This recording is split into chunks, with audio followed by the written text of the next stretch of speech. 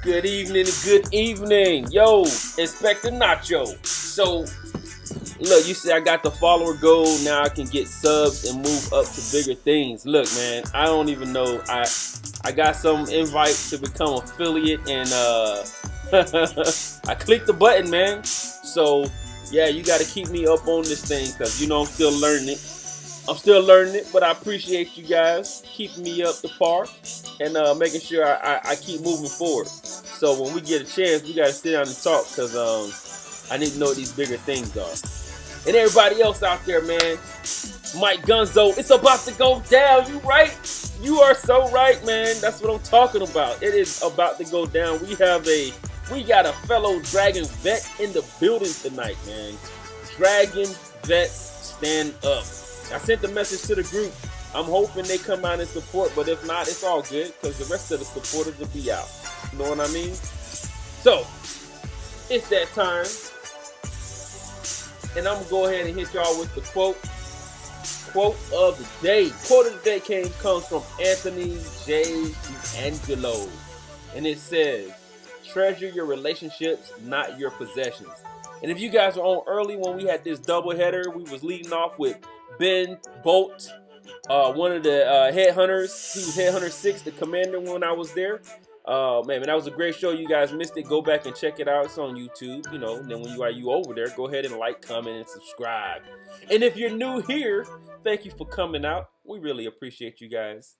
And you get a chance to go ahead and hit that button and turn on the notifications, man. Because we try to do good things. We always updating, making it better, especially with the help of my soldiers that created the page, you know. And we're gonna keep on doing great things. I mean, we got a sports section coming, we got a movie, we got comic, we got all kind of stuff that's coming out. And we're gonna also do a open mic spoken word deal, man. So all y'all creators out there that got content and you wanna get your open mic night on. You might not want to stand in front of a bunch of people that can actually see you, but you want to test out your stuff. Get ready because it's coming.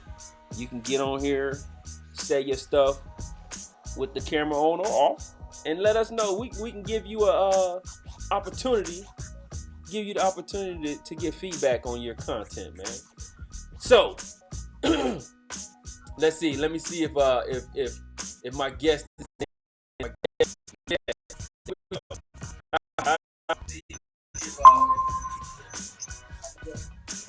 Boom, my guest is here. First Sergeant. Can you hear me? I can hear you, man. Hold on. Let me switch this over. love it. You ready? Let's go. Let's do it. How you I'm the doing? Captain now. Yeah, I'm the man. captain. You the captain, brother. You are the captain. I love it. Hey, look, he said, Dunzo says baby duck supposed to pop up on here tonight. Oh shoot, Yeah. baby duck. Yeah. I need baby duck. He's my little my safety blanket. Yeah, you got a safety blanket. Baby duck. Inspector Nacho says Hope Top knows how to work a computer. Yeah. Good old Corporal Mustache, right? Yeah. He does. He knows. I need him over here to help me do this damn computer thing, because when you were explaining it to me over text, I was like, I don't know what the fuck's about to happen. But I'm just clicking stuff now. Just clicking it. Hey, look, bro. Hey, I was like you know the story. Them jokers was in there. They was waiting for me to say the word. I said the word, and they started putting it together, man. So here we are. With Awesome. With the platform to have an open conversation, and the juniors, seniors, peers can hear, learn, and take some ideas, right? Definitely. Hopefully. So, something. Dragon Vet, current senior enlisted advisor in the public health activity Fort Knox, the man on top. All right, just got back.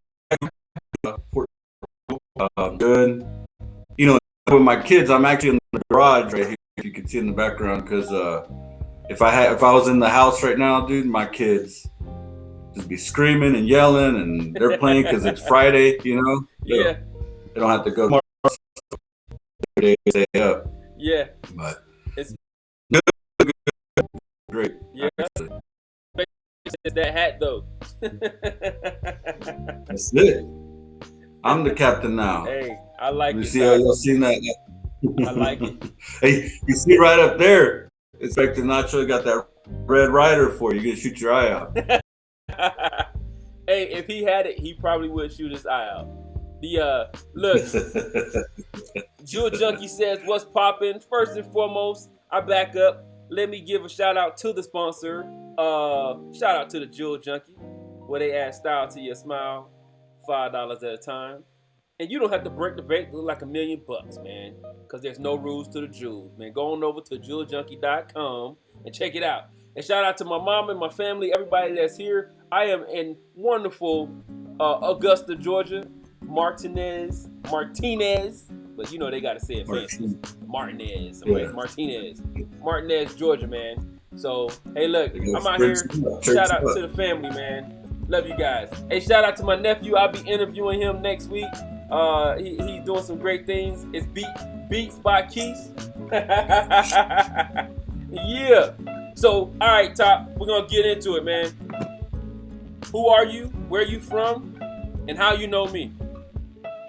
All right. My name is Ricardo Villarreal. Most of my friends call me Rick. In the Army, they call me V. I'm from Houston, Texas. Houston? Born and raised there. Yeah, I was there.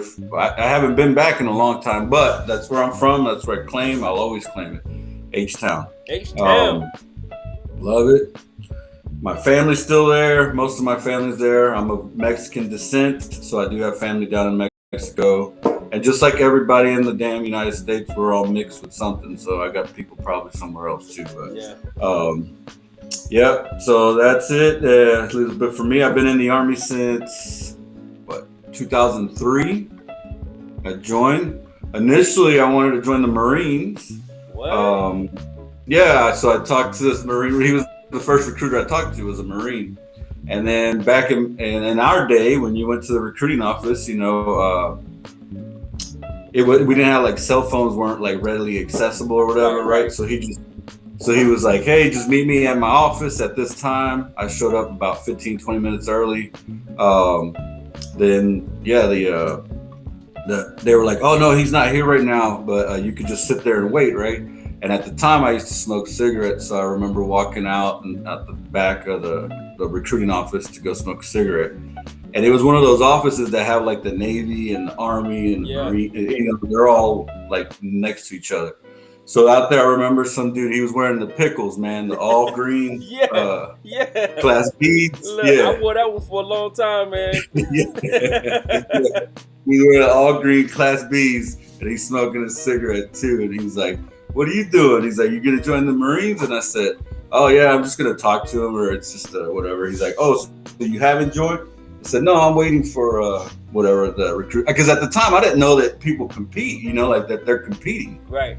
I thought like you join the Marines or the Army or whatever, the Department of Defense, right? You just join the military. So I'm over here being like telling this dude my whole secrets and shit. Yeah. And so he got me right off the bat. He said, "Hey, well, come on in here. Let me just give you a pamphlet." And I went in his office, never left, man. That was it. Did you ever see that Marine recruiter again? Yeah, well, he called my house because at the time, like I said, I didn't have a cell phone. So he called my house, left a message.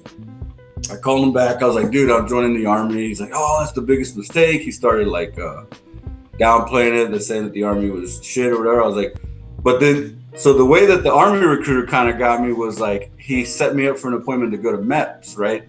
And he made it sound like if I back out, like MPs and shit are coming to my house. You know what I'm saying? They coming to get you. You're in already, right? So I was like, "Oh, okay, fuck. No, yes, okay, I'll go." But no, yeah. So he got me, went to MEPS, did the test. Then that night, I stayed at a hotel. Woke up that morning, some bus took us back to MEPS, did the whole physical, and my recruiter, he was infantry, and so that's what I wanted to do, right? I was like, I want to be infantry. And because the way he explained it and talked about it, I was like, "Oh, that's the greatest shit ever," whatever. But he kept telling me, "No, you want to be mechanized infantry." He's like, if I had to go back, I wouldn't want to put the rucksack on my back. I'd just throw it in a vehicle, right? Right, yeah. Yeah. So I was like, "Oh, okay." Yeah, so I was like, "Okay, well then I'll do that," right?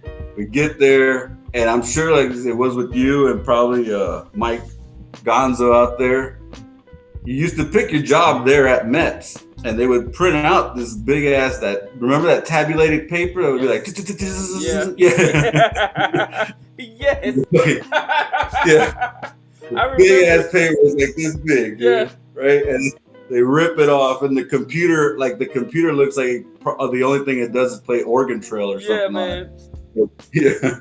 And he looks at it at the paper, right? The MEPS counselor, and it's got like a bunch of jobs on there, right? He's like, "Hey, these are all the jobs you can do, or that are open right now." And I was like, "Well, I want to be infantry." And my recruiter was standing there, right? And my recruiter took the paper from him, and they're looking through there, and infantry wasn't on there. What?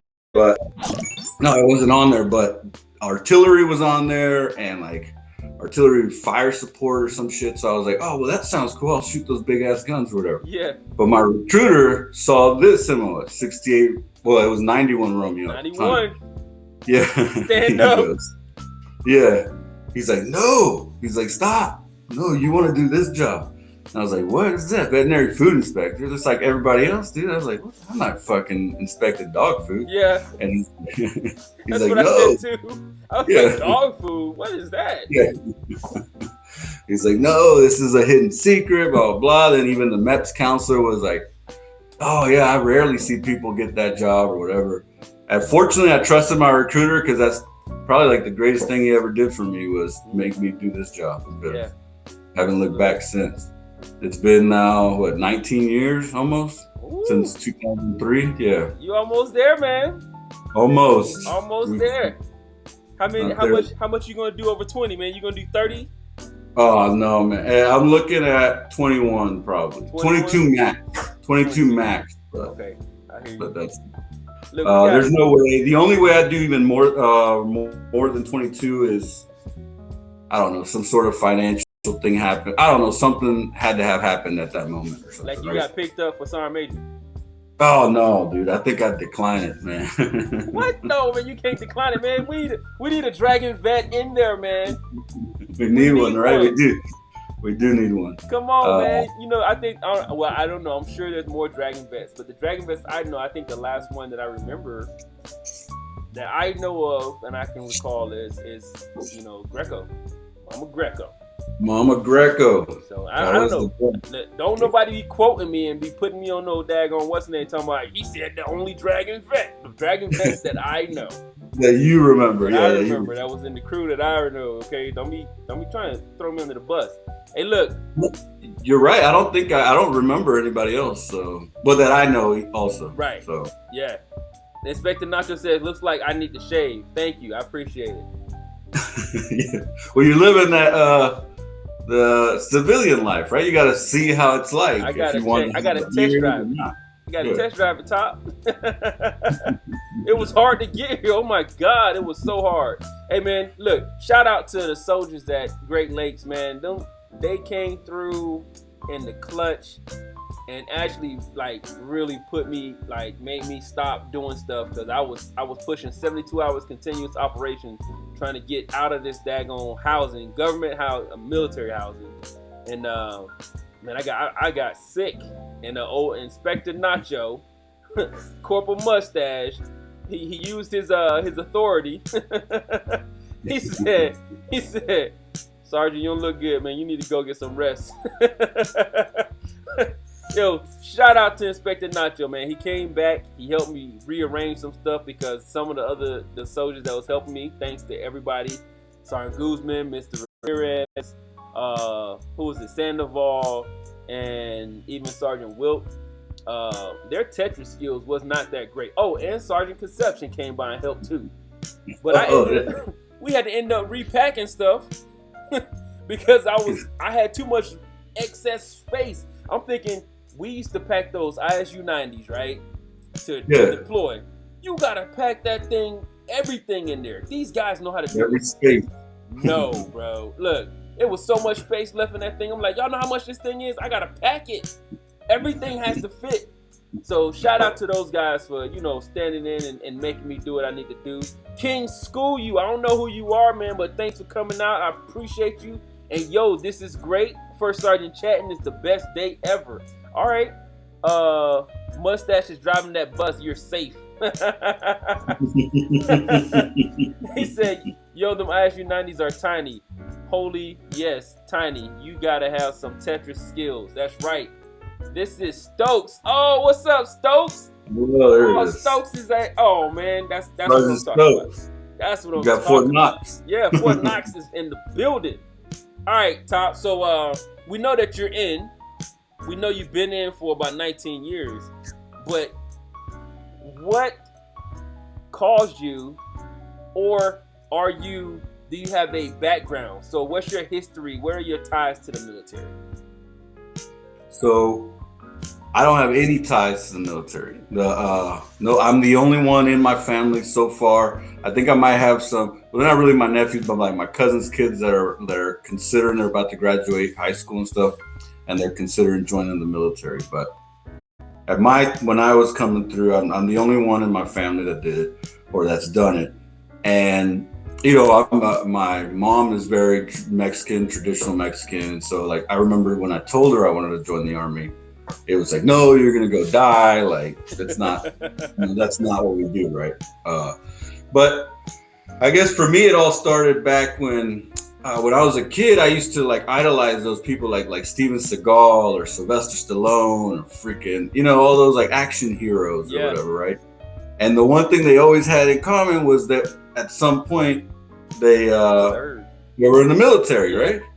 They were in the military, and then the other thing they had in common, which I thought was cool, is they somehow ended up living in a houseboat too. So they did.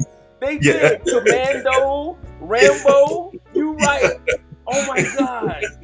So I was like, yeah, I'll do that. I want to be in a house. But so I graduated high school, went to University of Houston for a year. I hate school, still hate school, but it's one of those necessities. You have to have school, but I didn't enjoy it really, to be honest. That year in school, and then 9/11 had kind of happened already, and because this was about 2003 when I joined, was 2003, so that's when I was like, you know what? Like I kept seeing the news and the commercials. Oh, another reason why I wanted to join the Marines is their commercials were on point. They had that dude with the sword, like fighting that fire dragon or whatever the hell it was. Yes. Yeah. So Their I was like, commercials were the best. You got to give it to them. Shout out, man. They put the marketing skills into those Marines. But when we came out with that Army Strong commercial, I was like, I will join again. I'll join again. Yes. Yeah, that gives you chills. Yeah. No, but yeah, so that's why I remember watching the commercials, and then I was like, well, let me go talk to one of these fools. And the first person I saw I called was a Marine recruiter. Okay. And the rest from there is history. Degree and I don't know, become an insurance salesman or something. I don't know. But so yeah, that was my plan. It was just to do 4 years and get out. But my first year after basic and AIT, I went to Korea. It was my first assignment, and I hadn't been out of I had gone to Mexico from being from Texas. I'd been all around Texas. I've gone to Mexico and Louisiana. That's it. That's all like I had done in my 23 years of life at that moment, right? Uh-huh. So I get sent to Korea, and like it's just like my eyes are open. Whole new culture, whole new experience, whole new life, whole new food, everything, right? So to me, that immediately was like, I like this. I like where I'm at. I like the Army. Mm-hmm. I extended there, stayed in Korea. I actually did 2 years. Loved a lot of the soldiers. There's some soldiers that I still talk to that y'all might know, that I still talk to that are still in, mm-hmm. and we still hang out and talk and email and whatever, give phone calls and shit. And then from there, I got sent to the 248th. Yeah. And then I was like, yeah. And so I got to the 248th, and we were getting ready to deploy. And I was like, man, I don't want to deploy. Well, you hear all these stories and thoughts and all that crap. Yeah. So it's not that I didn't want to deploy. I wanted to deploy, but at the same time, it was nerve-wracking. But fortunately, the people that were there, which you were there, all those folks there, how many we have? Like 52, 56 people. Every single one of them. Some of them were strange as shit, but every single one of them was some strange people, right? It was some weirdos, man. But you know what? I think it would be weird if you didn't have some weirdos. You know what I mean? It'd be like something's not right. How did you get all the same people in one place? That's I don't get it. That would be weird. So having some variety in there is good. Yeah. And so yeah, after that I was in and I was hooked. I re-enlisted, and I after I re-enlisted the first time, I knew for a fact that this is it. I'm staying in 20 years. So who re-enlisted you? Dwayne Smith? Smith, yeah, Smitty. Oh, Smitty. Yeah, he was like, because I was gonna re-enlist before we went to Iraq. He's like, stop, don't do it. Don't do it. But I always I credit that dude. That dude got me $10,000 for re-enlisting. Yeah, tax-free over there. Tax-free, exactly. Shout out to Dwayne Smith, man. Smitty, wherever you are, brother. Hey, we love you, man. Yeah, that was a dude. So in your 19 years of service, man, give me some pros and cons that stand out for you. Some of the big pros and cons. And before we go into it, King School You Stokes says, First Sergeant, I'm digging that hat. Classy look. Hey, we have an FTX this year. It's coming out. Oh, yeah? Bring it out. Bring it out, Top. Come on. So pros and cons. This is a lot of the questions that you sent me or whatever. If you would have asked me, like when I was in the 248, my answer would be completely different. Yeah. You asked me now, you know what I'm saying? Like this 19 years of lifespan of Army life have made it to where stuff changes for me.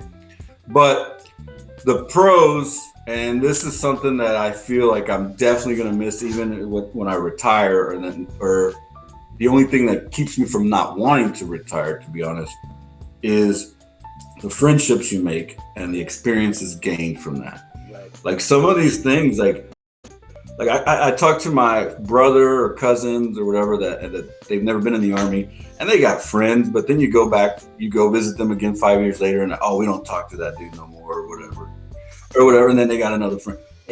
But something about the folks in the Army, and like I said, even at the 248th, you had some people that were strange, and yes, I haven't talked to some of them and since then probably, but if I saw them on the street, dude, you're coming in my house. Right. You know what I'm saying? Like, Yeah. I'm letting you come in my house. Yeah. Like, you can eat my food, you can meet my family, all that. So that is definitely a pro. It's like a lifelong friendship, and the experiences you gain with it as well. Definitely that. Now the cons, there's a handful of them, but I guess the main biggest con is if you're ready to like settle down, like especially once you have kids and you have a family and you're ready to be like, hey, this is where I want my family to grow up. You got to put that in the back burner. Yeah. Like, well, that's a big con in my book. I'm not saying that the Army needs to get rid of the way they do it now, but I'm just saying that's a con, kind of. Also, another con I would say is sometimes I feel like, we work 24. We're always told we work 24/7, right?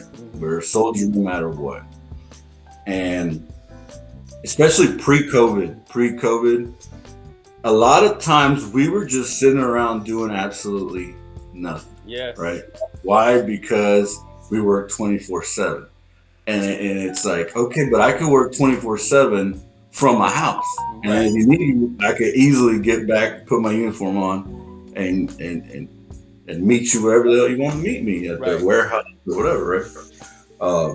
Or I felt like some of that free time now could have been used for something else. Like maybe they could have made us go to school. Like, okay, for this fucking 6 months that you're rotating from going to war, you're all going to Central Texas College or whatever. Central Texas?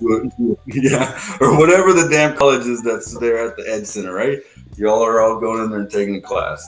So that those are some things that I feel are the cons. But overall, the Army, I recommend it for anybody and everybody. Yeah. I do get asked sometimes, like, am I going to push it on my kids or whatever? I'm not going to push my kids to do anything they don't want to do first. But if they decide they want to do the Army, I'm not going to say no. I will try to guide them towards a career path that I feel is going to help them better than just jumping out of airplanes and shooting people in the face or whatever. Yeah. So I'll try to guide them towards that, or maybe guide them towards the officer route or something like that. Right? Yeah. Yeah, I agree. I support the dreams, but as a option, right? Because a number of my guests that have been on the show, like Frank Brown, Mr. Franklin Financial, he was talking about this dude's he's very wealthy. Well, he came into the military because he said point blank, I'm from the Yay area. He didn't say Bay Area. He said the Yay. So he's from the Yay, from Oakland, California. And he knew school was not his jam. And he was like, I got to get out of here and I got to do something with my life. And so people be like, oh, you got to go to school. You got to go to school. Well, if I go to school, look, I'm finishing up my master's degree right now. Shout out to Uncle Sam. My uncle that loves me so much, he's paying for all of my degrees, and I have zero student debt, right? And pay for your medication. And pay for the medication too, yeah. But how many of those? How many classes do you take while you're getting your degree that don't have anything to do with your degree? Right? Yeah. It's a whole bunch of them. It'd be like 3 or 4 classes. And it's like, come on, man. You just wasted a whole bunch of money when I could have either went to a tech school and got trained. Definitely. I could have went in apprenticeship. I could have did so many different things. But everybody's pushing college. And I'm not against college. I'm working on my master's degree and I'm thinking about a doctorate. But I'm just saying, it's not for everybody. And so don't make the military your last choice, right? It's not a last choice. You know, some people come into the military and their families are very wealthy. It's a family tradition. You know, people always stereotype infantry guys as dumb. A lot of infantry guys are very intelligent. Very intelligent. I mean, think about it. Who's usually your sergeant major of the army? Who's some sort of infantry soldier. So if they're dumb, who had like family that went to like West Point or Harvard and shit like that. Yeah.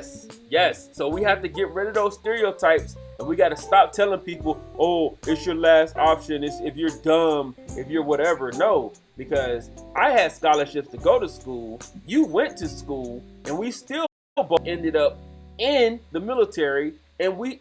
Okay, so you know some of the people you went to college with, right? Have you seen or heard any of those guys? Yeah. You're probably doing how you're probably doing better than a lot of those people are doing, right?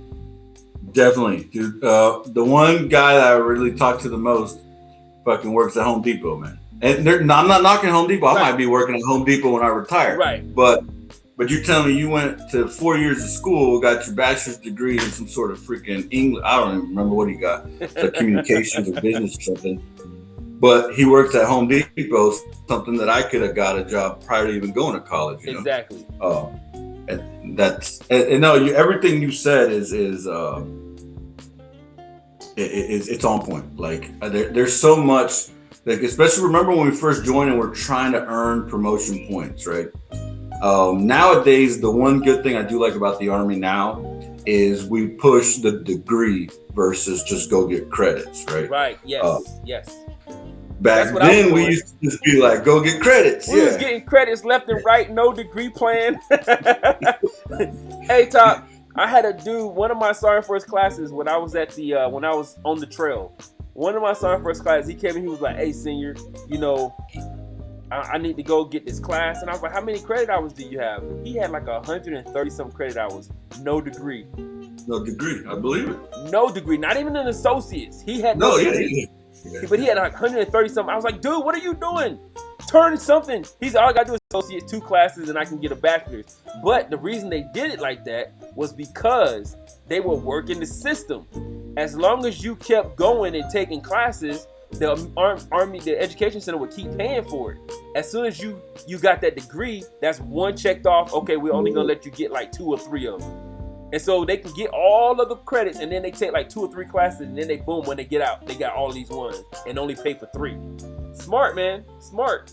And that's so I will say in these latter years of my Army career, there's some stuff that, you know, I'm not going to go in too deep and get political and all that, but there's stuff that I'm not 100% sold on that I feel we used to do a lot better than we do now. But for the most part, especially in what we're talking about and making this a career, or not even a career, but like a stepping stone to get you to a career, right? As opposed to thinking of it as a last resort. I think the Army, or not just the Army, but the Department of Defense is going a long way towards that. Yeah. And I think it's helping out a lot. I think they're starting to look at another thing that I always hated is like, how come we don't get credentialed? Like, how come our school isn't like a USDA school or whatever, right? Yeah. So they're looking at all those kinds of things, and that'll help out. If someone does their 6 years in the Army and decides to get out now, they're better off than like when I joined in 2003 and I just did 6 years and got out. Yeah. At least now they have some money in the bank. They got some more experience. A lot of their schooling's credentialed or has some sort of like tie to something else. Mm-hmm. And then I'm sure you can speak highly of the damn Soldier for Life or whatever it's called now, the TAP system thing. Absolutely. Yes, indeed. It's amazing. Start 36 months out, go to your first one, and then go again when you're 24 months out. And then, because you're gonna receive information. They say you're receiving information like you're trying to drink water from a fire hose, and it is facts. So the 36 months out is just so you can get a taste of what's out there. 24 months out is so that you can get a repeat of what you got, and you're gonna remember more of what you got before. At 12 months out, you need to go in, take your spouse, significant other, with you, and you guys take notes on everything. And then you got at 180 days out, you can start your internship. Hence the reason I'm on my internship right now. That's what I'm saying. Shout out to First Sergeant and the commander. They out doing TDY and pressing buttons to get my stuff done. No, yeah, I had to like send all your shit to Sergeant Major, and I was like, "Hey, is there something?" She called me right off the bat. This is before you text me. She called me and she was like, "I don't know what to do," and that's what she told me straight up, right? Like, I don't know what to do. Like, she's like, I have an idea of like who I can contact or whatever, but she's like, let me figure it out, right? And then at the same time, I called a guy that I know, one of the first sergeants at Cadet Command, right? And he was like, just have your S1 send us the packet. And then remember, it got tied up with the general there at Cadet Command because of that. But it happened that that general, the dude that's supposed to sign it, because it's not really the general, it's typically like their deputy or whatever, right, was on some sort of freaking emergency leave. So then it actually had to go to the general. Okay. And then that's where it, like, the general's typically like, I don't even know that this even program exists. Right. What? Tab? Internship? Yeah. Get that out of here. But thank God we finally got it, and I had to send it to legal, and yeah, it's the good thing is you got what you needed to get done. The good thing is you got where you had to be. Yeah. That's it. That's all we really cared about. That's all me and the commander were like, fuck.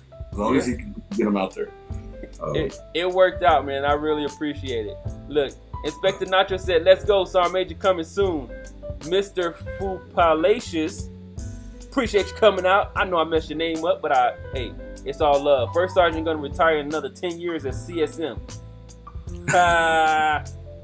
Let's see who else. Doc said, yep, no. King School You said, I think that the sort of thinking comes from the traditional type of camaraderie types of jokes, like infantry or bullet sponges or gun bunnies type of jokes, but joking became reality for a lot of people. Yeah, I believe that. Gonzo said, whoa, Home Depot is my church. And he's clipping all day. King School You. Yeah. I met an NCO when I was at Campbell back in 2013. Man, you been in that long?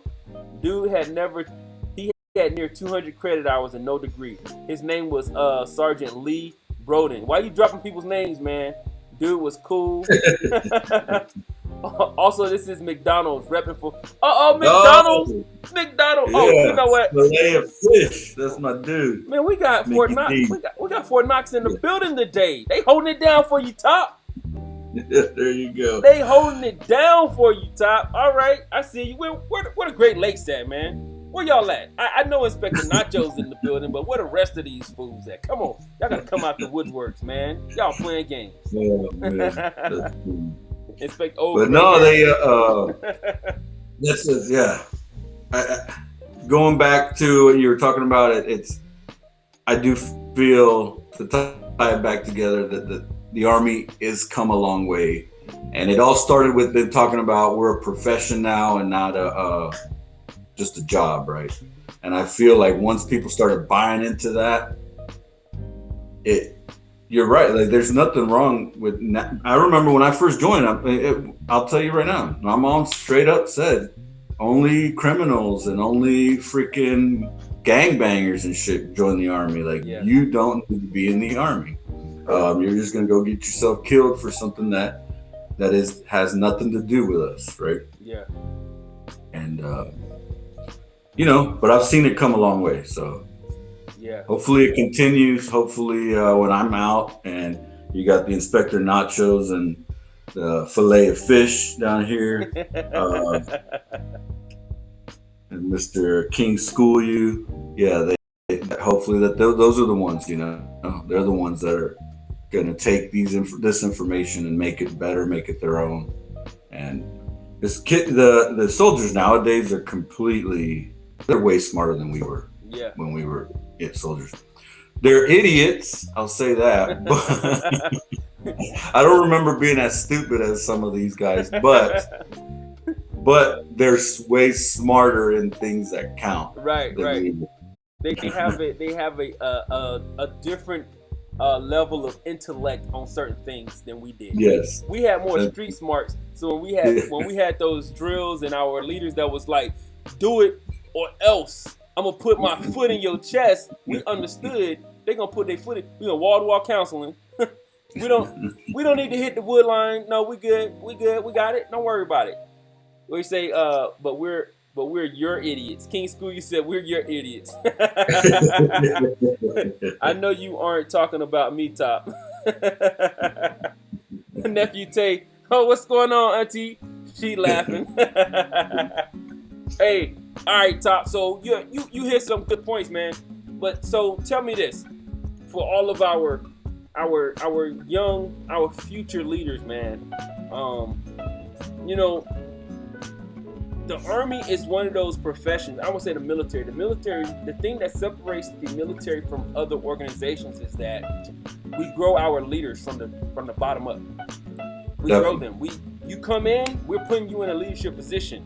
And we just went through a huge thing where we went from having specialists that was going to wait for promotion to, now while you're waiting for promotion, you're going to be a corporal.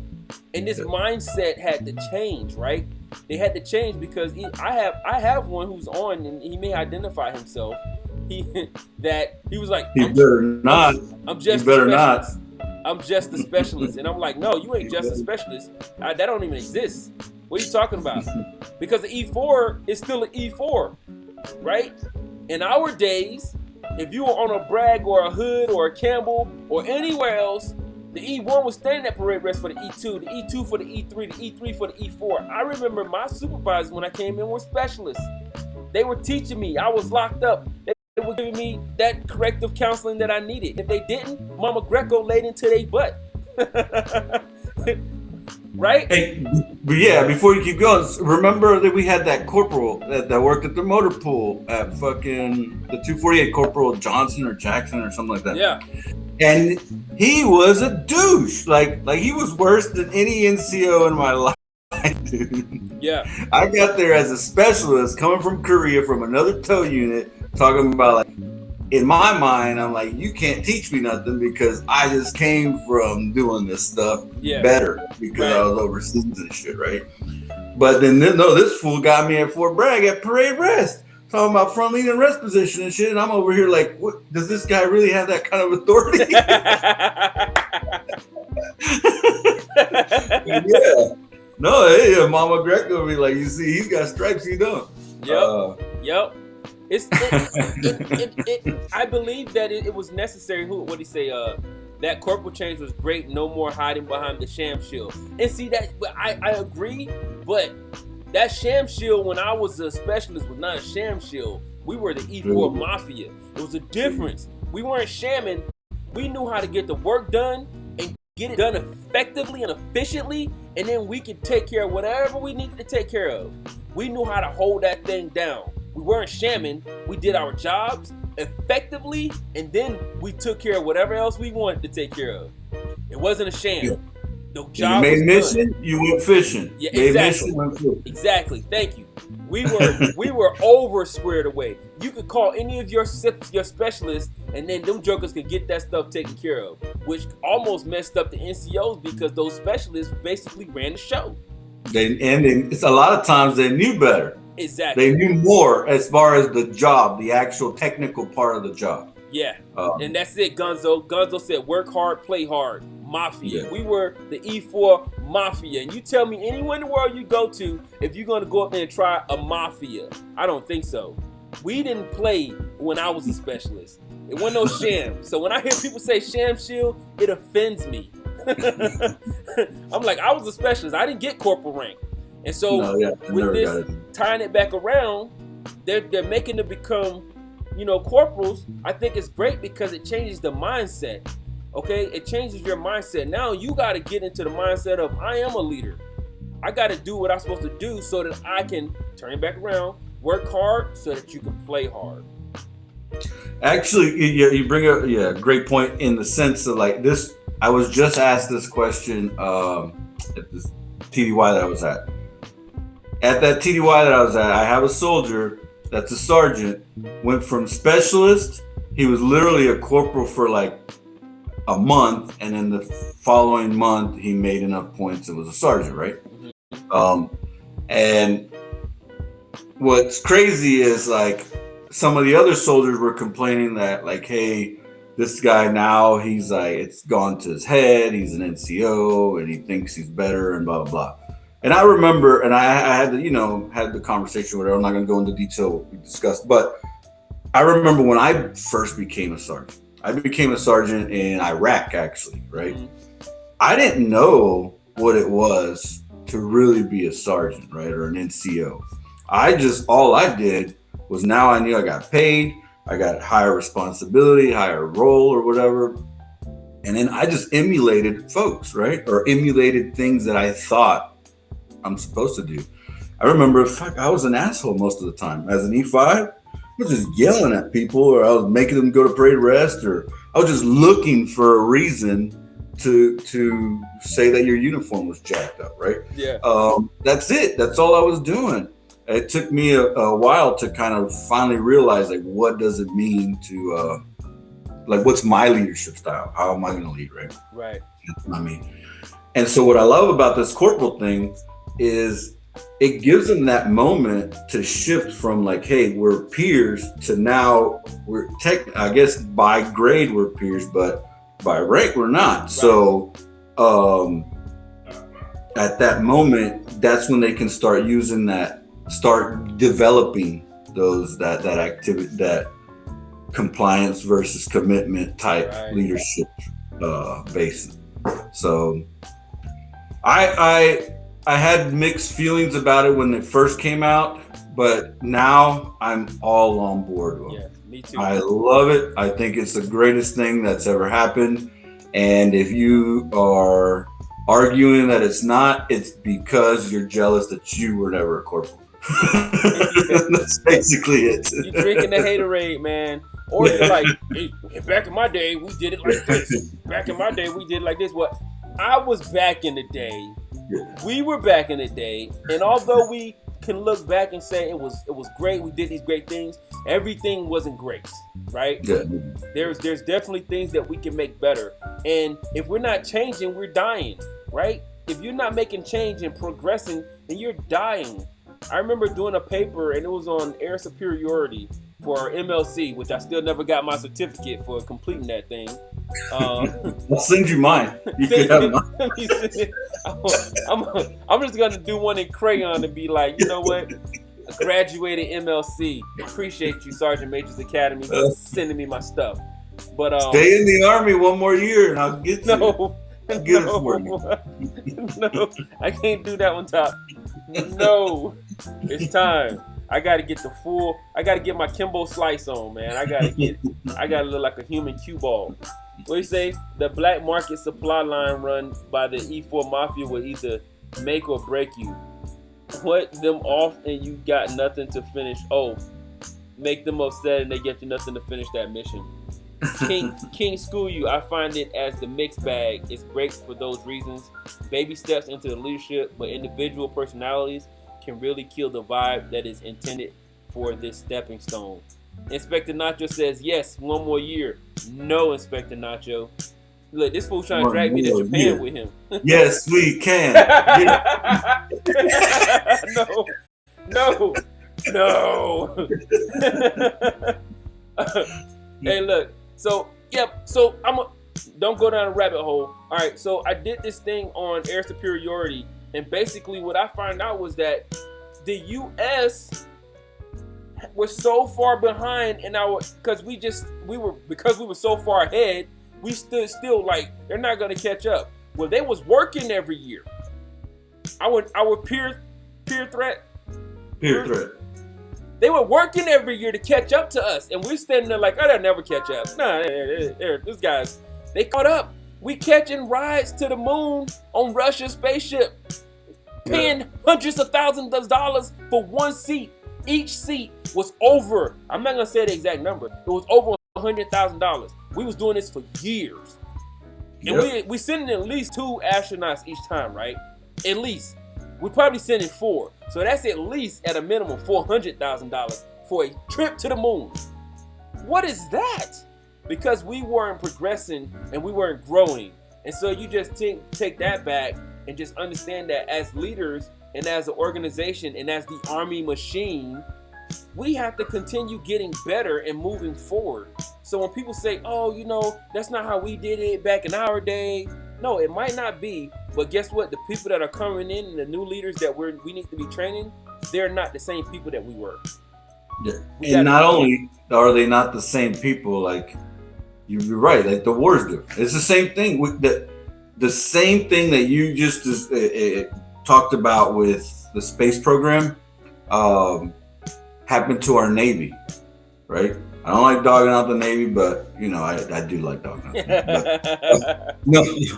But our carriers in the United States are still to date some of the best in the world. Well, how come this couple past 5 years ago, starting about 5 years to now, China's got the greatest fucking carriers, and we got our sailors boarding their carriers to see how they're doing stuff. What? Yeah, like our high-ranking officers, right? Are you serious? I'm serious, man. This is the kind of stuff that I'm talking about. Is because we just sat there and said, yeah, I don't know, maybe it could be arrogance, it could be whatever. We are back-to-back World War winners, so maybe that could be it. we repeat, yeah. Baby. We want the three-peat. Y'all want a three-peat? Yeah. At the time, we had Michael Jordan on the team.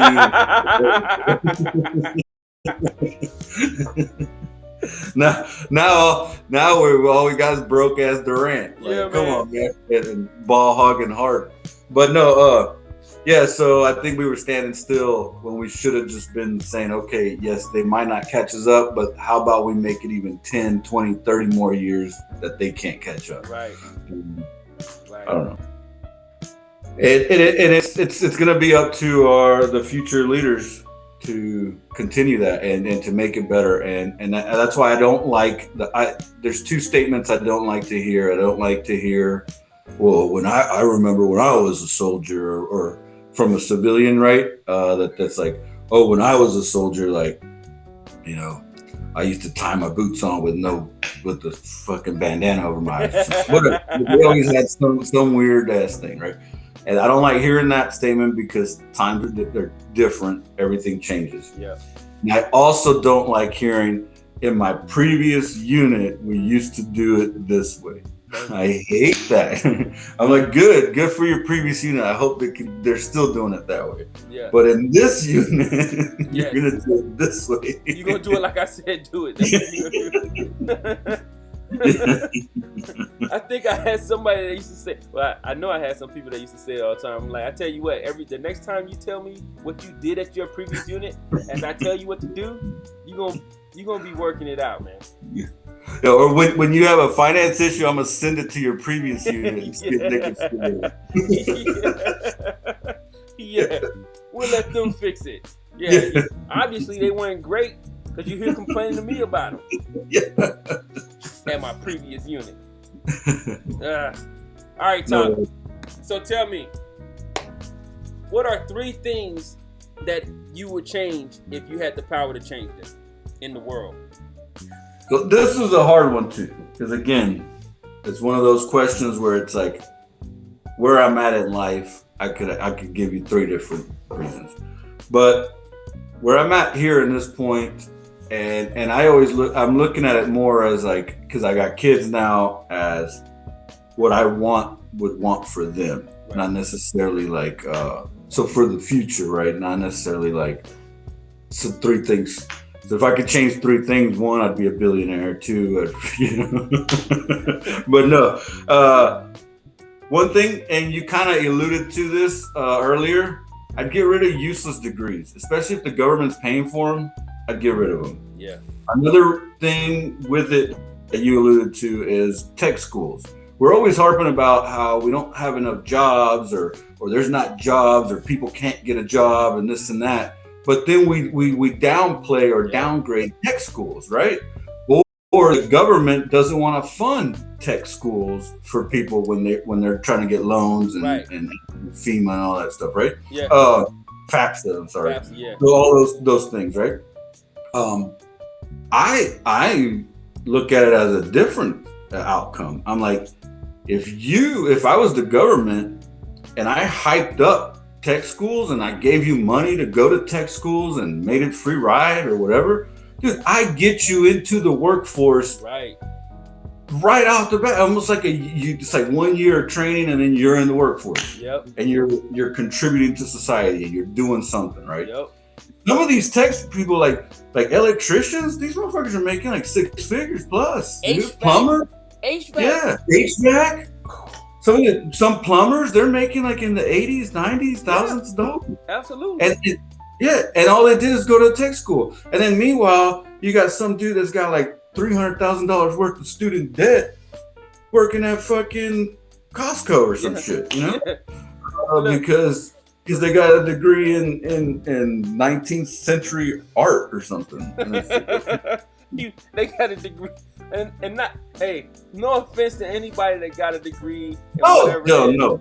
I'm not trying to knock any degree. That's your passion. That's your passion. But if you got a degree in humanitarian studies, you probably gonna be working that. And if you're not a teacher, if you're not an educator, you're not finding a job that's paying you, that's going to pay back that student debt, that loan. You're not. I mean, okay. No absolutes. It's gonna be hard for you to find a job that's gonna pay back your student loans, right? I'm just saying. Yeah. I've met a lot of people who had those type of degrees, those arts type degrees, and if they couldn't get into like doing their own thing, they're having to work, like they're living at home with mom and dad or sister or brother. And they're having to work like 2 or 3 jobs, but they got a PhD or they got a master's degree in arts. And it's like, okay, wow, government got it. Yeah, that's what I'm talking about. That's so when you were asking me earlier about some of my friends that when I went to college and I left and joined the army and they did their 4-year degree. That's what they were getting a degree in that, or like the history of Transylvania in the 1400s or something like. Okay, well, what is that going to do for us now? But and again, I'm not knocking those degrees. It's a degree. What I'm getting at though is, at least for government subsidy or the government giving you money to go to school, there should be rules that it can't be just any degree. It has to be a degree that's going to turn around and you're going to become a doctor or a lawyer or something, right? Or they need to make tech schools. In my opinion, I feel tech schools don't get the love they need. They should. You're right. Absolutely. Yeah, because in a tech school, earlier you said it. You said it flat out. Not the college isn't for everybody, but you go to a tech school, they teach you how to become a mechanic. Within that next year, you're already working as a mechanic. Certified. Boom. Making money. So that's why. So that's why number one is I'd get rid of useless degrees. My number 2 thing that I would do is everyone would have to do some sort of service, like community type service or something. So I know, so like in other countries that I've been to, stationed at, they have to do like 2 years of the army or be in the police force or this or that. And I'm not saying that that's what we have to do here, but instead of, how we have to sign that stupid draft card, I don't even know if they still do that, but remember we had to sign the selective service card.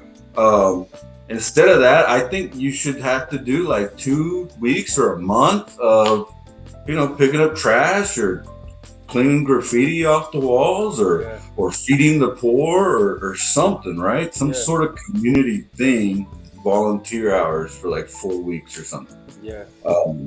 Something that humbles you, because a lot of times, a lot of kids, even the poor ones nowadays, even the poor kids nowadays, they don't think they're poor, and so they don't know they're poor. yeah. So I feel like if you give them something to humble them and actually show them what hard work is, or what real work is, or dedication, or what a family community type thing is, then that's something that should be added.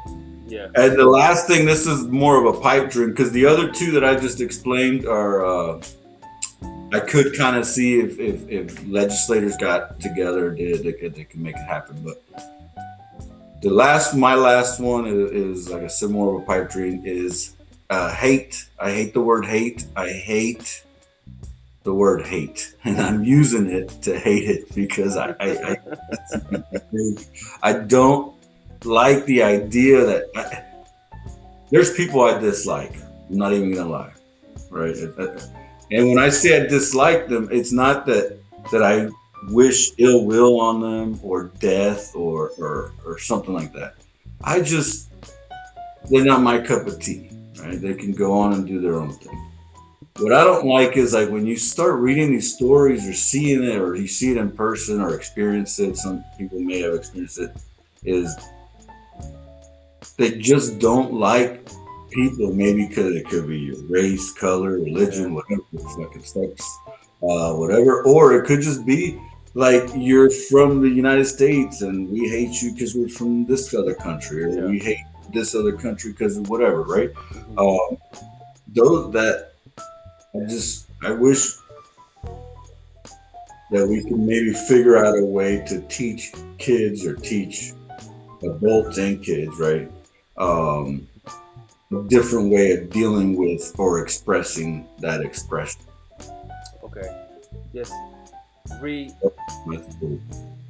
Choosing our words and also trying to get that out, because if you hate is a strong thing, man.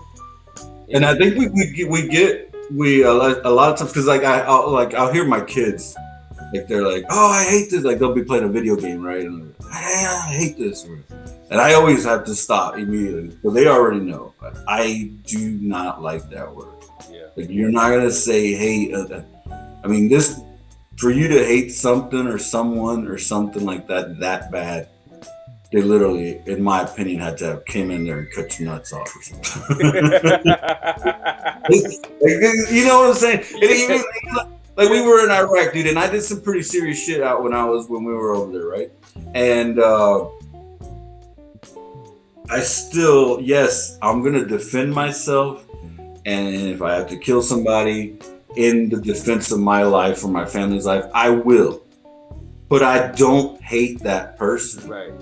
Hate them. If I just saw them on the side of the street, it's not like I'm shooting them ill will and like, hey, curse on you and your family. You know what I'm saying? Like I dislike that. Man, I like that. That's a good one. The Gunzo said his neighbor, the electrician, makes 120. Is that 120,000 a year, Mike? Gunzo. $12 a year, an hour. No, yeah, I'm telling you, the electricians. Dude, I've seen jobs, or even CDL drivers. Oh, yeah. They're short. Yeah. They said they're training kids to do it. They're training kids to drive the trucks. And in New York, they have allowed for the high school students to get EMT certified, and they're the ones that are actually responding as your EMT. High school students are your EMT. When your EMS pulls up, it's a high schooler. That's part of their school at this point in time. They're getting grade for it. They're driving the truck, the ambulance, and they're responding to these things, bro. That is crazy. That's nuts. You're like, hey, come back when you're older. Where's your permission slip to be off of campus, man? But no, yeah, but see that's the stuff. That's the type of progress that I'm talking about that I would love to see is to get these people involved, like that, get these tech schools more involved. Yeah. In my opinion, these tech schools should be the ones that have the funding that like Alabama and all these other schools do, yes. Right? Because yes, Alabama and those schools that have all those funding, they're great producing schools. It's a great education system that you're going through and all that, and especially if you play sports for them or whatnot, it's great. But if you could do that to a tech school where 90% of your graduates are now immediately affecting the workforce, yeah. In my opinion, that's a lot more. Yeah. Because look, that weighs a lot more. a lot of those jobs, a lot of those tech jobs are they basically the self-employed entrepreneurs, right? So you're creating business, you're creating that competition in business. So now you have Joe Smo's plumbing and you got Joe Smo 2 plumbing. They have to compete for price. You're gonna get the best price, but they're still gonna get paid because that it's a supply and demand. You always need a plumber. You always need a plumber. You always need an electrician. You always need somebody to come fix your AC, especially you in Texas. You need somebody to fix your AC. I'm telling you, right? You won't need a plumber for shitting out in the woods. I don't. Hey, I want to change my hat out. See if you recognize this. Change it out. Gunzo, he had to climb the ladder like everyone else, but he got there. $120,000 a year. Man. You remember this one? I still have it too. How do you say it? What's the name of it? The balaclava. The balaclava. Balaclava. The balaclava. Yeah. Hey, look. They don't make these no more. No, man, those things This is so old that when I took it to CIF, they're like, I don't even know what this is. This is yours. And look, the soldiers, hey, they used to have a G.I. Joe that used to have that on his head. Hold on, what he say? Power cap. What is that? Yeah, Inspector Nacho says, what is that? They don't make them no more, man. This is perfect because you put your helmet on top of this in the cold, and then you got like your ears are covered up. Man, that thing was amazing. Boom. Boom. This is before gator necks were invented. He said it looks warm, and you know what? We were authorized to wear that joker too. Always. Authorized. Yeah. Everyone in Desert Shield had one. This is how you play spades back in the barracks, remember? Yes. With these things hanging out like this. Yes. People had them all kind of ways, man. Look, McDonald says, you're telling me that my PhD in underwater basket weaving to get rid of that? How absurd. Get rid of it.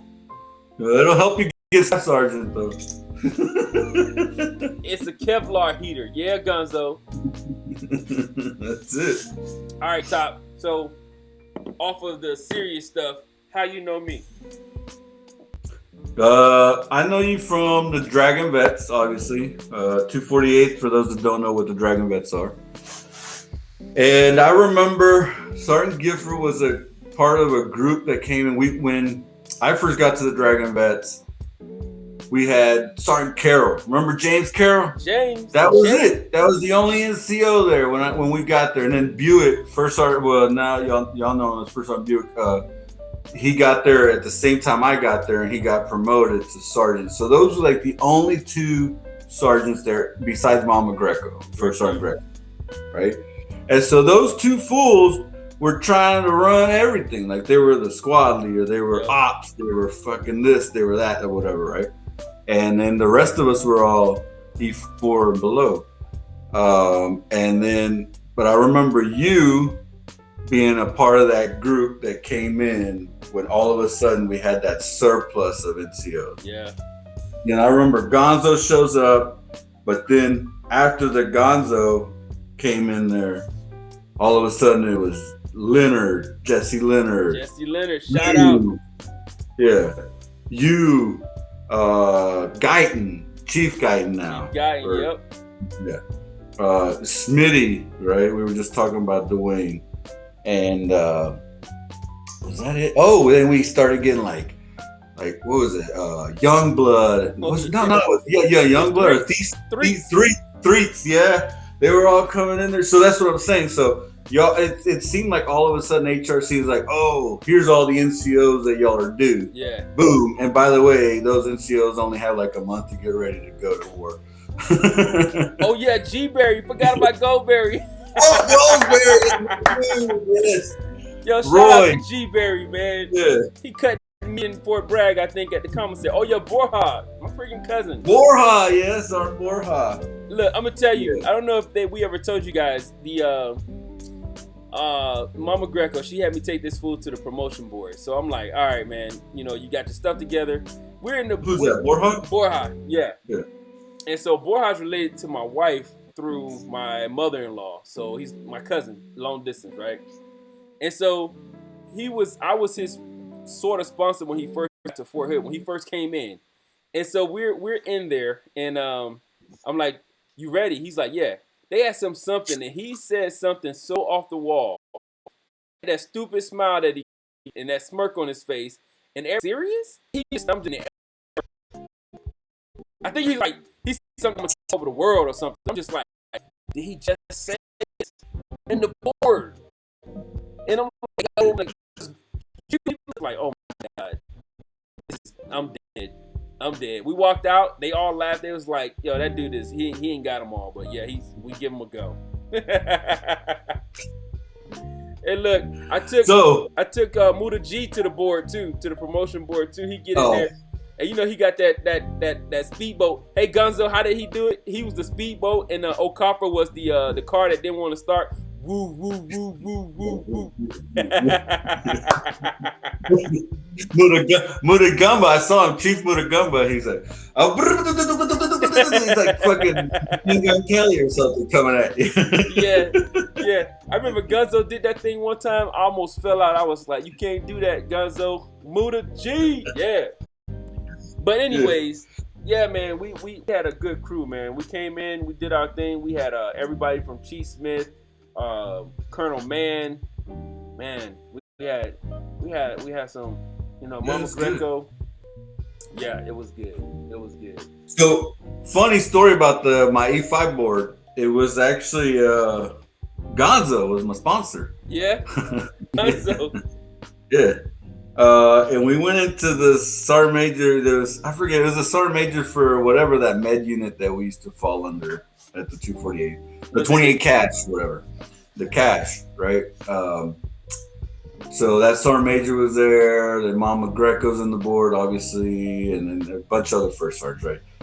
And it's a typical board, right? You walk in, you knock, fucking, they make you do facing movements, all the BS or whatever, right? And then you sit down.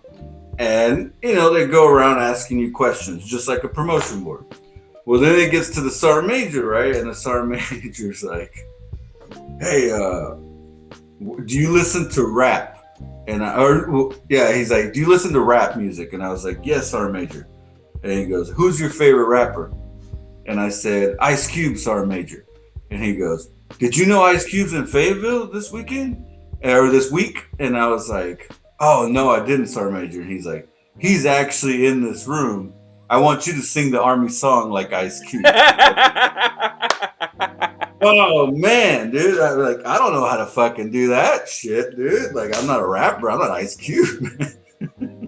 So I stood up at attention, and I took, like, a deep breath, and I'm thinking, like, how I'm going to do this, right? Like, how am I going to, like, rap the Army song? And he goes, do you need music? Because your sponsor's sitting right there doing nothing. I could make him stand up and start making music.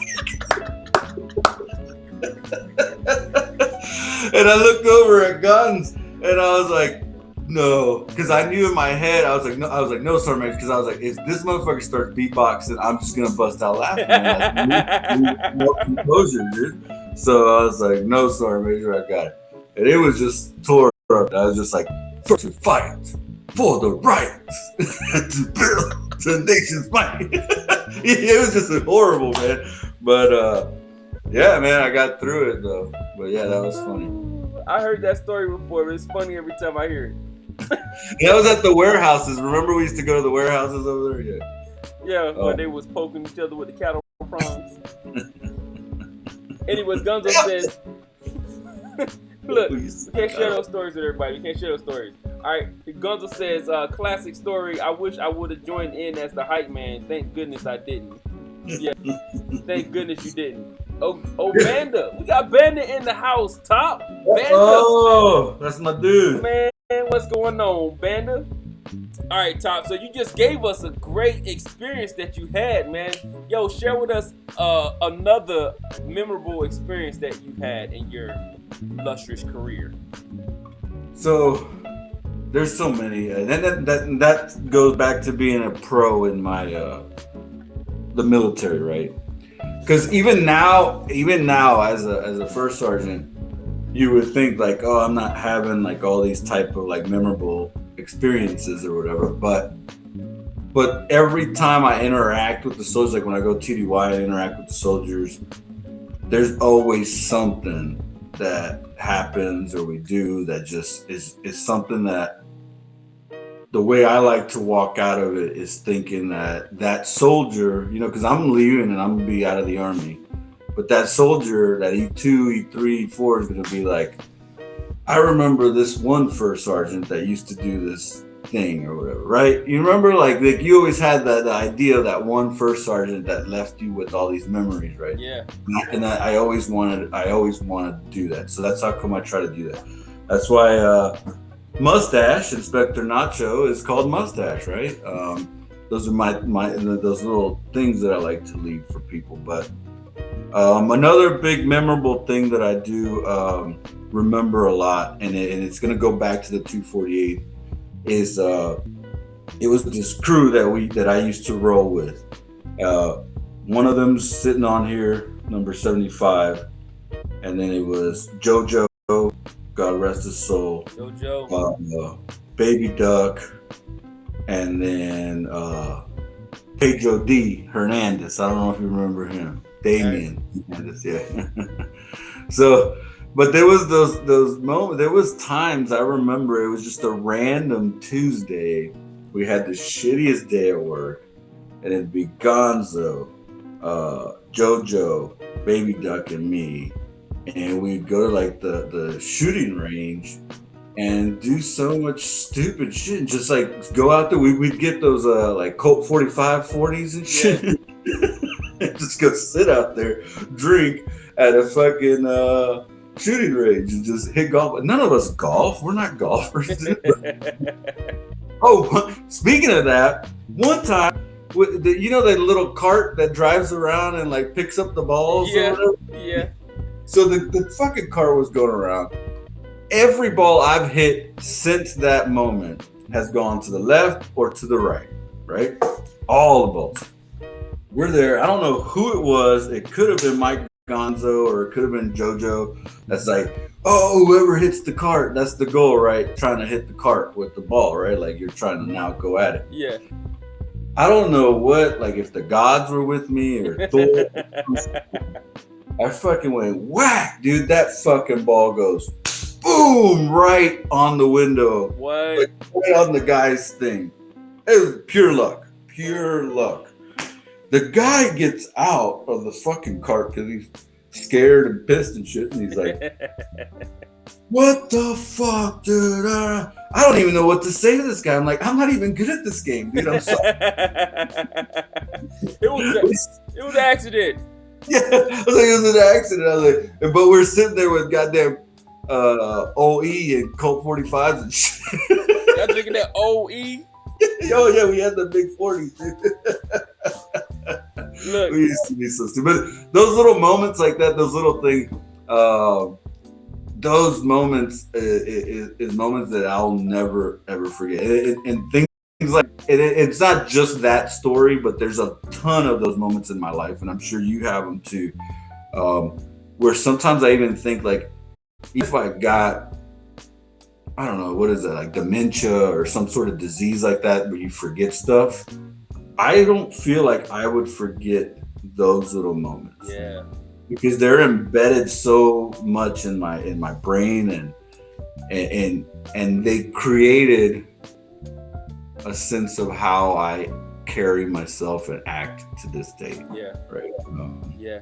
So look, you and Gonzo was y'all were talking to each other and you didn't even know it. He said, tell them about the time you got yelled at by the golf ball collection cart driver at the driving range. And then when you was telling one story and then you linked it to it, he said, here it is. It's coming. Yes. Y'all was on the same wavelength, man. He spoke it up and you heard it without even reading the stuff, man. So that's awesome. I Yeah, don't we even. used to And do he that. says, I don't even know what I'm doing. Yeah, that's what I saw. And I don't know. I think Baby Duck was on. Someone, there's a recording of it. Someone's got a recording of it. I think it's Baby Duck. But it could have been JoJo. I don't remember. Back in the day, I had the Razor, right? So my phone was shitty, so I couldn't really take fucking camera. And I suck with technology back then just as well as I do now. But yeah, but those were like a dime a dozen. There was times where like we'd go to there was this bar that we used to go to. The bar was literally like the size of my garage and fucking smelled worse. Though it smelled like someone just took a piss in the corner. No. What was it called? What's the name of it, Gunzo? What's the name Gaslight. Gaslight. So we used to go to the Gaslight, right? Some fucking rink-a-dink bar out there in Phaeton, and dude, those moments, like I said, would be just a random Wednesday, random Tuesday, and it was just we would leave out of there not necessarily drunk, but our stomachs hurting so much from laughing and the fun we had. Yeah. In that 2 hours that we were in there or whatever. Because everything was always a joke, especially since we had all gone to Iraq, came back from Iraq, and we knew what's at stake, and you had figured out that like life is just what you're making of it at this moment. Yeah. Right? Yes. Well, Gonzo said, that's my dude. I have the recording. I recorded it on my Sony camera. Yep. It was Gonzo then. I remember no recording. Because we used to watch it back and forth over and over. And I'm like, I don't even know what I'm doing, man. Hey, look, singing with the cab driver all the way home. Oh, yeah. Donna was like probably 400 pounds, white girl. Literally 400 pounds. Dude. The first time we met her, it was Gonzo, Buick, and me, actually. We were, I don't know, going to one of the strip clubs or some shit out there at Fayetteville. And we meet her. This bitch got fat bottom girls make the rockin' world go round. Like blaring it in the event, right? She's singing? And so we're like, oh, hell yeah, let's get in there. And so we get in her little taxi cab. And from that moment on, we sang that song with her. She's like, that's the song. That song's about me or whatever, you know? That's how she was. We used to help her fill up gas because she couldn't get in and out of the car. When I say 400 pounds, I'm literally saying like she's one of those like that needed some sort of surgery or something. Oh, wow. And I don't know, God rest her soul. And I'm only saying that because God bless. I can't imagine that she's still alive today if she's still that. Yeah, that's like 10-15 years ago, man. Yeah. Vicky's. Yeah, Victorious. That was our spot, man. We used to go there. We wouldn't even go look at the girls. We'd just go to the bar and drink and talk shit. And we knew the owners. We knew like all the bartenders and all the girls. And it was a good thing. Expect Nacho said he need that recording. No, you're not getting that recording. Gonzo said she was a very, very big girl. Loved her. Yeah, she was good people's, but like I said, when I say 400, I'm talking about solid 400. Yeah. Like it was to the point where like she'd get out of that. It was a little Dodge Caravan that she would drive. Like she'd get out of the driver's seat of the Dodge Caravan, and the whole thing would finally be like. Like, oh my god! Oh no! The van was holding this up. Oh my god! Yeah. Okay. Yes. All right. Give us a life lesson. Life lesson. So one life lesson that's always stuck to me, and I heard it from it was a speaker. I can't remember the person's name, but it was on one of those TED Talks, right? And but it's always stuck to me, and it's something I've always been like, I don't know how I never realized it or recognized it, but I will tell you this. So we're all seeking success, right? Every single one of us that's on this chat or whatever, we want to be successful. We want to be better than what we are and continue to progress and move on. The one thing that person said that really has always stuck, it's kind of vulgar, but I live by it and I stress it a lot, is success is like being pregnant, right? In the sense of like everybody always wants to come up to you and congratulate you, say, "Oh, congratulations on being pregnant, congratulations on being successful," right? But nobody ever asks you how many times you got fucked to get to that point, right? And that is what you need to learn. That part of the getting effed, that's where you got to figure out if you get there. You don't just wake up all of a sudden and you get there. You're at success, right? Yeah, you have to figure out where I'm gonna be willing to bend over, basically, to get there. What you willing to do to get it, right? Yeah, and to me that's a life lesson that stuck to me. So when you're going out and meeting these people that are successful, or people that you idolize, or people that you call your mentors or whatever, ask them. Obviously, don't ask them vulgarly, but ask them what and how hard it was, or what did they have to do, because it's easy for me to look back in my 19 years and say, yeah, it was, these are all the glory days. But there was a lot of moments where I even had NCOs that told me I would never make it to where I'm at now, right? And so that there's a lot of those stories too that I have that made me who I am now, or made me get to this point, right? So it's not that those are the questions that if you're trying to figure out what you're going to do, because you can't copy everybody. You can't copy someone's life. Right. You can't copy someone's life. It's just one of those things. It just can't happen. If I do exactly everything Drew Brees did for every moment of his life, I'm not going to be Drew Brees. Right. Still be Drew Brees, right?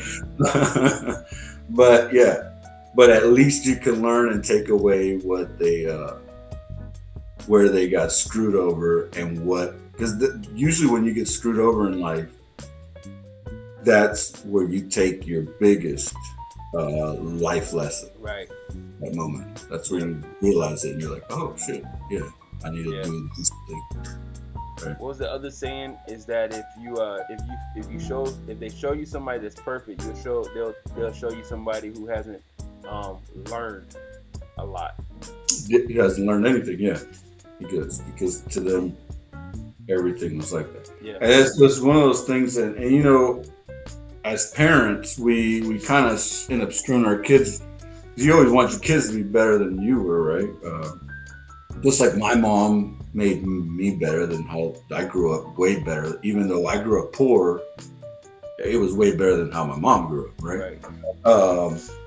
And so on. So those are one of those things that I try to teach my kids, is the sense of like, hey, it's nothing's just given to you. You have to actually work for it, actually want it too. A lot of times we think we want something too, because that's the road to money, or that's the road to success, or something like that. And we think that that's what we want because we want to live like that. But in reality, sometimes it took me a while to realize that that's not what I want. I don't want that. I just want to live happy enough financially to where my bills are paid. I'm not like, getting concerned or stressed about bills. Yeah. And my family's taken care of. And to me, that, by all means, is the greatest thing ever. I got my little property, my couple acres of land, and you can go out there and shoot gun. I could go get my gun right now and start shooting on the backyard, and nobody's gonna say anything. Yeah. But to me, this is life. This is living. Nice. I like it. Give us 3 great leaders in your book that's affected you. Either you read about them, you experienced right from them. 3 great leaders that you can think of. Well, I don't have like the good. Most people would be like, oh, like you say like Martin Luther King or Abraham Lincoln or this person or that person, right? Obviously, I know of great leaders that have done stuff. But for me, the people that I look up to and idolize a lot of times are my own family, some of the folks that I've met in the Army, in some of my friends too, where I've seen them go. Like my family, I didn't see them, but some of the folks in my family went from crossing the border illegally to somehow starting a company, becoming a citizen in the United States, and making millions of dollars with a construction type company. Nice. Right? And to me, that's the story that you don't hear about, right? But to me, that's something I like because that person never gave up. If at that moment my uncle or aunt or whatever would have said, "Oh, I'm just an immigrant that all I can do is fucking wash dishes and shit," then that's what their life would have been. Yeah. Right. But they didn't. They chose to do that. And in the army, I've met a ton of like NCOs and officers that have also come up where they're like, dude, I was like this close from shooting somebody in the fucking face and being in jail for the rest of my life, getting death row or something. Yeah. Now they're like a sergeant major or they're fucking lieutenant colonel or something, right? Because they chose to get out of that and they chose to put their mentality into going to school, getting an education, and using that education to what led to them doing. And to me, those are the people that I like to idolize. Those are the people that I feel are the greatest leaders. And those are the people that I feel when we were younger, we used to look up to, right? Yes. Gonzo But was talking about some crazy stuff. he got me over here laughing. He said, "My man, I had the same answer. I think we should move in together. I miss your musk. I miss your scent." when this is all over, let them know when this is all over, we should get an apartment together. Hey, y'all should get an apartment together, man. I'll be next door. No, for real. But those are the things. Like when we were little, like those are the people you idolize and you looked up at, right? Because they made it out of nothing. Right. And nowadays, like I ask my kids who their heroes are, and it's some fucking jackass on YouTube that opens up toys or something. You know what I'm saying? Like, what the hell is that? Yeah. I don't even know what that is. So, and I don't want to knock it, maybe that kid or that adult that's opening up toys on YouTube. You know, they did work to get there, but I guess. Yeah, right. It's like it's just different. You know what I'm saying? It's different. It's definitely different. Yes. So that to me, that's what I consider a great leader. I do know of like, hey, if I had to like name off leaders right off the bat, then yes, it would be like obviously Martin Luther King. I love a lot of the stuff Mandela did. And then probably my third, I'd have to go with someone military, so it'd probably be like a Patton or something like that, you know? Yeah, yeah. But Right. yeah. Give us a quote you live by. A quote I live by is definitely always is life is too short. Life is too short. There's moments though, if you don't know, I've talked to a lot of the soldiers. I've been diagnosed with PTSD and I take medication and all that stuff. One thing that I always try to remind myself is that life is too short. Because there's moments where I'll get so upset because my kids just are being kids, you know, like being an 8-year-old. Like, Yeah. why should I be mad at them? But I'm mad because typically I got all the burden from work and then I come home and I just want to sit down, watch TV or whatever. But no, I have to like hear him yelling around or being an 8-year-old. And then that's when I start to realize like life is too short for me to be acting like that. Like I don't want when I die that my kid just remembers like, oh, all dad did was just yelling. Yeah. On them, you know what I'm saying? Right. And so, and it's the same thing at work. There's a lot of stuff that, you know, at work, I know in certain positions that you've been in, that you know that you're privy to certain information, right? And a lot of times that information is not great information. Yeah. A lot of times it's information that almost enrages you so mad that you want to go and like start a militia or a freaking hunt party or whatever to go take care get some revenge, basically. Absolutely. Yes. Facts. And so those are those things where I have to like, where I could sit here and let that eat me up, or I could become positive, so that hopefully my positivity affects that person that is in question. Since they get out of it, because at the end of the day, those are the people that are really getting affected by anything. Yeah. Okay. That's my quote. Life's too short, and it's a silly quote. It's a probably cliche or whatever you want to call it. It's a good quote, brother. It's a good quote. Now you gotta give us a your favorite line from Anchorman. Lanolin? Is your name Lanolin? My favorite line from Anchorman would probably be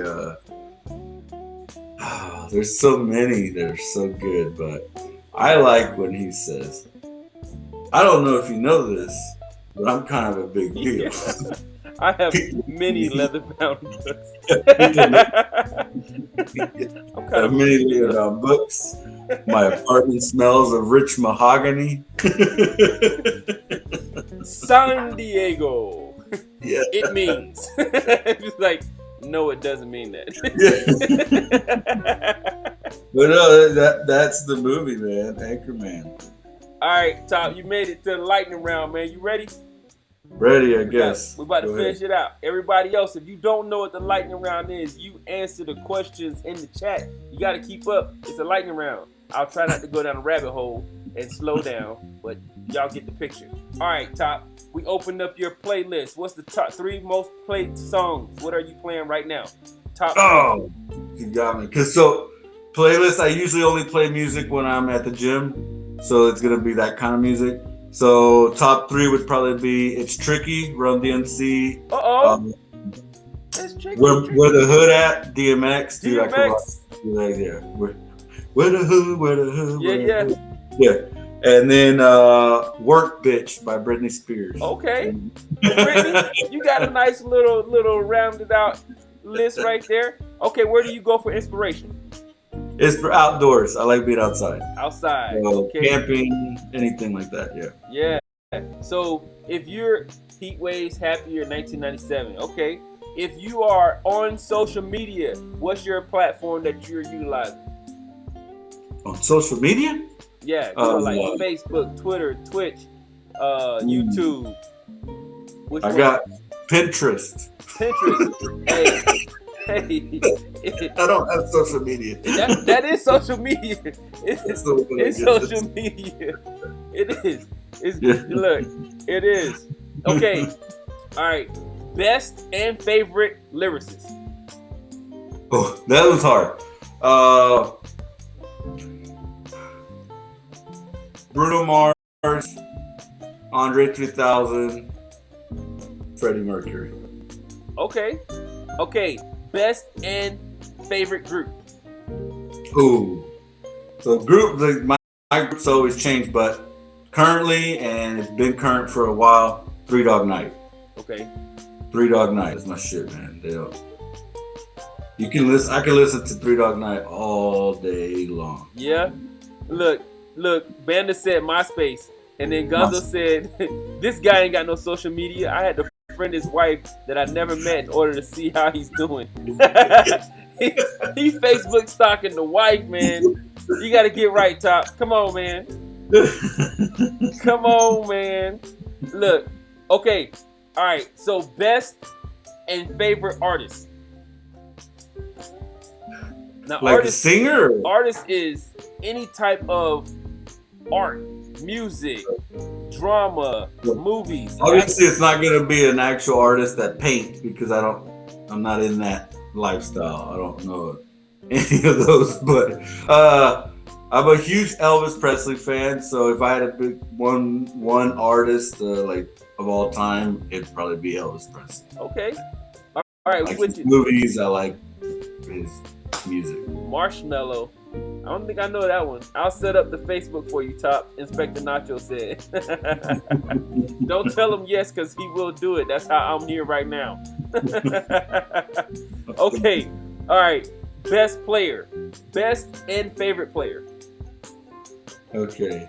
So I like basketball and football are my sports. So probably of all time, best player for me would be Peyton Manning. Okay. Yeah, Peyton Manning. I'm a huge JJ Watt fan too, so that Okay. would get it. All right. Best and favorite team. No, Houston Texans. Texans. Man, Yeah. you an Oilers fan. No, no, I have some weird. Yeah. Well, What yeah, you the Texans, basically anything Houston, even though they suck, I rep them. Hey, we won the World Series, and Hey. fuck you if you think we cheated. Hey, the only thing that matters is you got the banner, man. You got the Yeah. banner. You brought that thing home. I don't care. They can say what they want to say. Look, how many they cheated banners do the Patriots got? A whole bunch of them. But you know what? Yeah. They still got the rings. Yeah. So, hey, you cheated. I got rings and I got paid for it. All right. You ready for this? Best and favorite team. I think you already said it. Yeah, the Texans, Houston Texans. All right, Top. It's 2022. We're in the second month, midway almost. What's the between now and the last quarter best movie that's out? Ooh. I haven't been to the movies in a long time, but we recently watched. It was one that we recently watched. It was a kid movie, so it wasn't that great. Encanto. It was Encanto. Man, I heard Encanto was amazing though. It is good. It's got music or whatever, but it's a kid movie, you know. Like it's a good movie. No, man, look, I'm about to be a grandpa, man. That's my excuse to continue watching cartoons. I love cartoons. And my kids love it, and we still sing. We sing that Bruno song all day. Yeah, man. They said Bruno, he basically made the whole album, right?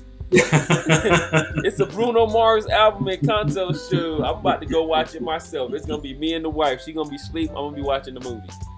But it's not a movie. It's a show on Netflix that I recently got into. My wife kind of put me on it, and it was out of the blue. We just kind of watched it. They only have one season. I recommend it as a comedy show. It's called Murderville with Will Arnett. Netflix. Murderville. Yeah. So I'll just give you the premise. They're like detectives in like a city, so it's kind of like a mock on these like CSI and all those type of shows. But they have one famous person that comes in, like episode 1 has Conan O'Brien, and that famous person doesn't get given a script. Marshawn Lynch does one too. Oh, really? They don't get a script, so they have to ad lib the whole thing, and then at the end they have to figure out who the murderer was. What? Yeah. Wow. On Netflix, Murderville. Look, McDonald said Murderville is funny.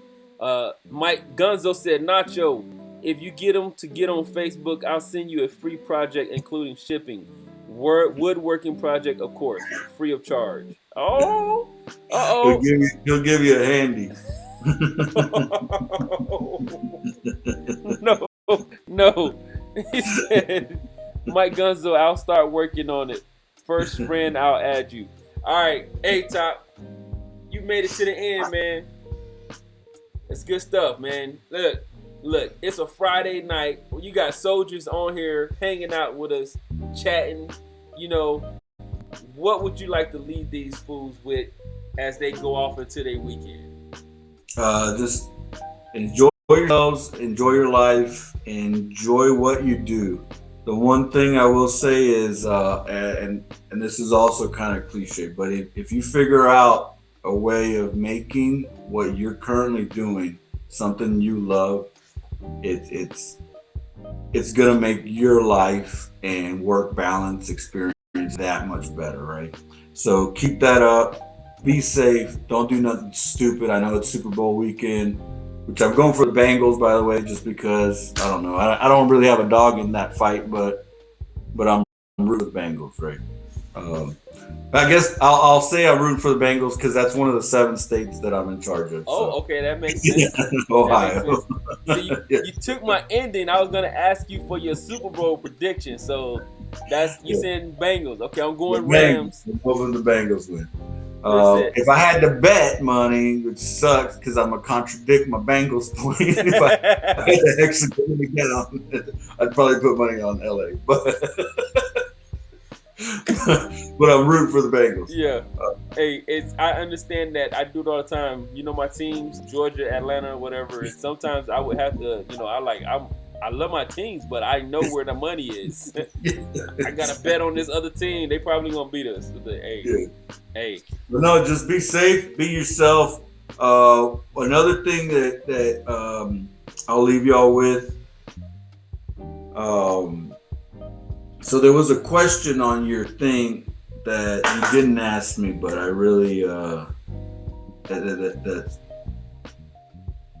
fuck, I can't think of the paperwork Was now, it but it was leadership something lesson? about yeah. Anyways, it was just basically like if you could change something. I don't know what it was. I don't know what the question is, Oh yeah. but anyways, um, if you could figure out like you don't necessarily to be successful. You don't necessarily need to be the best at what you do, right? I'll leave you with this. You don't need to be the best at what you do. You don't need to be the best Romeo. You don't need to be the best soldier or whatever. You just need to be accountable. You need to be present and you need to be reliable. That's it. You show up and you do those three things and you work hard. That's the last fourth one because if you do those three, that fourth one should be there. You work hard, you're going to make it to wherever you want to be. Every single goal. Because people are always going to count on you and they're going to be like, well, I know for a fact Marte is going to be there. Yeah. Right? Absolutely. So those are those things. Keep that in mind. Don't rush to always be like, well, I'm not the best PT person or I'm not the best freaking Romeo or whatever. It doesn't matter. Overall, are you there? Are you present? Are you reliable? And can we count on you? And are you going to work hard when we need you to? Yeah. I like it.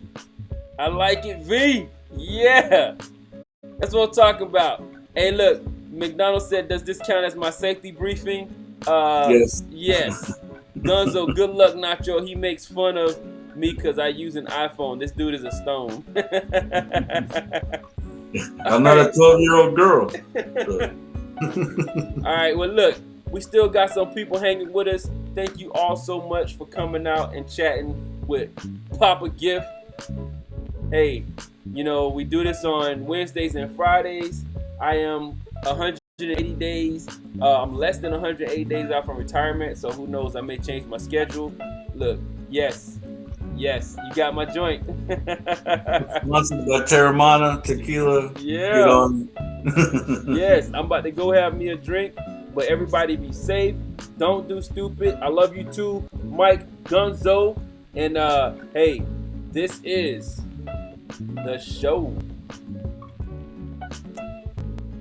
Peace. Love y'all.